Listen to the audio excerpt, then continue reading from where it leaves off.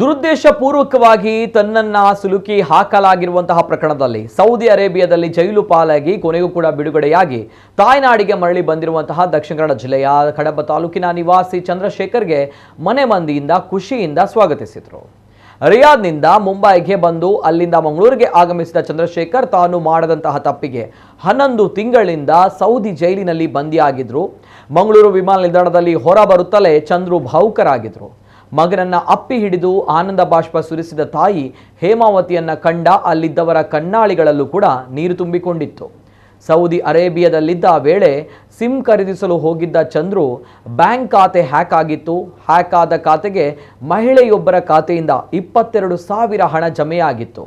ಯಾರೋ ದುಷ್ಕರ್ಮಿಗಳು ಈ ಕೃತ್ಯ ಎಸಗಿದ್ದು ಇದನ್ನು ಚಂದ್ರಶೇಖರ್ ಅವರ ತಲೆಗೆ ಕಟ್ಟಲಾಗಿತ್ತು.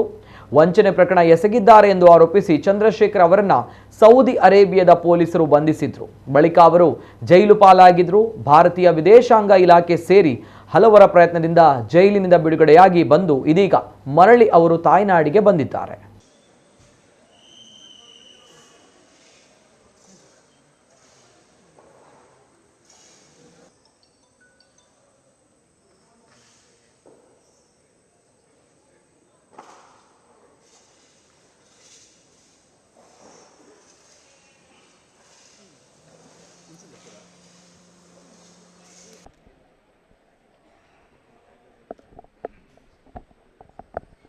ನಾನು ತಪ್ಪು ಮಾಡಿದಿರ 7 ತಿಂಗಳು ಜೈಲಲ್ಲಿದ್ದೆ, ಮತ್ತೆ 5 ತಿಂಗಳು ಜಾಸ್ತಿ ಆಯಿತು. ನಾನು ತಪ್ಪೇ ಮಾಡಿಲ್ಲ, ಅವರು ತಪ್ಪು ಮಾಡಿದೆ ಅಂತೇಳಿ ಜೈಲಿಗೆ ಹಾಕಿದರು. ಮತ್ತು ನನಗೆ ಅಲ್ಲಿ ತುಂಬ ಜನ ಸಪೋರ್ಟ್ ಮಾಡಿದರು, ಕಂಪ್ನಿಯಲ್ಲೂ ಹೊರಗಡೆನೂ ಇಲ್ಲಿಯವರು ತುಂಬ ಮಂದಿ ಸಪೋರ್ಟ್ ಮಾಡಿದ್ದಾರೆ. ಅವರಿಗೆಲ್ರಿಗೂ ಥ್ಯಾಂಕ್ಸ್. ತುಂಬಾ ಖುಷಿ ಇದೆ. ಅಷ್ಟೇ ಸ್ವಲ್ಪ ಬೇಜಾರಿದೆ, ಯಾಕಂದರೆ ನಾನು ತಪ್ಪು ಮಾಡಿದಿರ ಎಕ್ಸಿಟ್ ಆಗಿ ಬಂದೆ, ಅದು ಸ್ವಲ್ಪ ಬೇಜಾರಿದೆ. ನೆರವಿಗೆ ತುಂಬ ಮಂದಿ ಬಂದಿದ್ದಾರೆ, ಅವರು ಸ್ವಲ್ಪ ಹೆಸರು ಯೂಸ್ ಮಾಡಲ್ಲ ಈಗ. ಅವ್ರಿಗೆ ತುಂಬ ಥ್ಯಾಂಕ್ಸ್. ಅವರು ತುಂಬ ಅಂದರೆ ತುಂಬಾ ಸಪೋರ್ಟ್ ಮಾಡಿದ್ದಾರೆ. ಪ್ರತಿದಿನ ನಾನು 11 ತಿಂಗಳು ಜೈಲಲ್ಲಿದ್ದೆ, ಟೋಟಲ್ 11 ತಿಂಗಳಾಯ್ತು ಇವಾಗ. ಪ್ರತಿದಿನ ನನಗೆ ಹೆಲ್ಪ್ ಮಾಡಿದ್ದಾರೆ, ಏನೇ ಕೇಳಿದ್ರು ಕೊಟ್ಟಿದ್ದಾರೆ. ಪ್ರತಿದಿನ ನೋಡೋಕ್ಕೆ ಜೈಲಲ್ಲಿ ಆಗ್ತಾಯಿರಲಿಲ್ಲ, ಸ್ಟೇಷನಲ್ಲಿ ಇರಬೇಕಾದ್ರೆ ನೋಡೋಕೆ ಬರ್ತಿದ್ರು. ಮನೆಯವ್ರ ಹತ್ರ ಮಾತಾಡಿ ತುಂಬ ದಿನ ಆಯಿತು. ಅಂದರೆ ನಮ್ಮ ಊರವ್ರು ಬಂದರೆ ಮೊಬೈಲಲ್ಲಿ ಮಾತಾಡಿಸ್ತಾಯಿದ್ರು, ಅಲ್ಲಿ ಟೆಲಿಫೋನ್ ಕೊಡ್ತಿದ್ರು, 2 ಮಿನಿಟ್ಸ್ ಅಷ್ಟೇ ಮಾತಾಡೋಕ್ಕೆ. ಅಂದರೆ ನಾನು ಅಲ್ಲೇ ಮಾತಾಡ್ತಿದ್ದೆ ಕಂಪ್ನಿಯವ್ರ ಜೊತೆ, ಯಾಕಂದರೆ ನನಗೆ ಇಲ್ಲಿ ಹೊರಗಡೆ ಬರಬೇಕಾಗಿತ್ತು. ಅದರಿಂದ ನಾನು ಅಲ್ಲೇ ಮಾತಾಡ್ತಿದ್ದೆ. ನನಗೆ ಒಂದು ಕೇಸ್ ಆಗೋ 1 ವರ್ಷ ಮುಂಚೆ ಒಂದು ಲಿಂಕ್ ಬಂದಿತ್ತು. ಅದನ್ನ ಲಿಂಕನ್ನು ನೋಡಿ ಓಪನ್ ಮಾಡಿ ಏನು ಮೆಸೇಜ್ ಅಂತ ನೋಡಿರ್ತೀನಿ.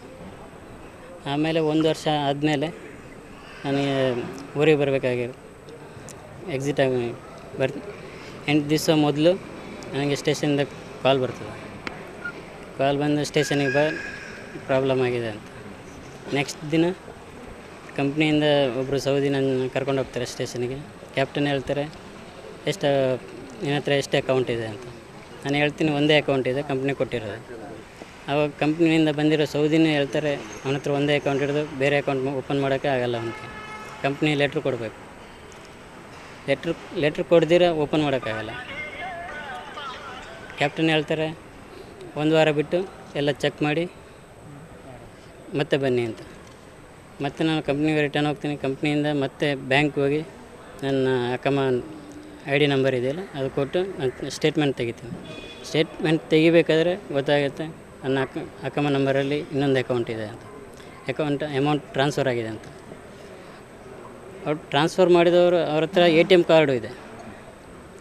ATM ಕಾರ್ಡಲ್ಲಿ ಒಂದು ಸರಿ ಕ್ಯಾಶ್ ಡ್ರಾ ಮಾಡಿದ್ದಾರೆ, ಅದನ್ನೂ ಇನ್ಫಾರ್ಮ್ ಮಾಡಿದ್ದೀವಿ. ಕ್ಯಾಶ್ ಡ್ರಾ ಮಾಡಿದರೆ ಕ್ಯಾಮ್ರಾ ಚೆಕ್ ಮಾಡಿ ಅಂತ. ಏನು ಯೂಸ್ ಇಲ್ಲ. ಅವ್ರು ಒಂದು ಸರಿ ಡ್ರಾ ಮಾಡಿದ್ದಾರೆ, ಸ್ಟೇಟ್ಮೆಂಟಲ್ಲಿ ನೋಡಿದೆ. ಅದು ನನ್ನ ಹತ್ರ ಇಲ್ಲ, ಸ್ಟೇಟ್ಮೆಂಟ್ ನನ್ನ ಹತ್ರ ಇಲ್ಲ, ಕೊಟ್ಟಿಲ್ಲ. ಅವರು ಮಾಡಿದ್ದಾರೆ. ಇಲ್ಲಿಯವರು ಇದ್ದರು ಸಪೋರ್ಟ್ ಮಾಡ್ತಾಯಿದ್ದಾರೆ ಪೊಲೀಸರು.